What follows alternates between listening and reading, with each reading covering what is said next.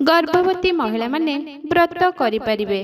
उपवास न करी खाई पीकी व्रत पालन करिपारिबे, किंतु आमिष, पियाज रसुण, उषुना, पिता, कषा खाद्य और बाहर खाद्य खाइबे नाही।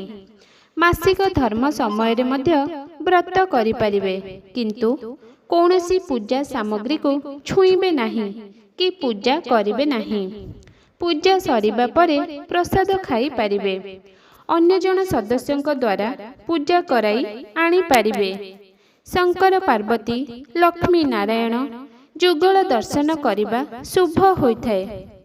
पूजा करी आनिथिबा साड़ी, शंखा, सिंदूर, अलता पिंधि स्वामी ठारू एवं घरर सदस्यों ठारू आशीर्वाद नेबा उचित।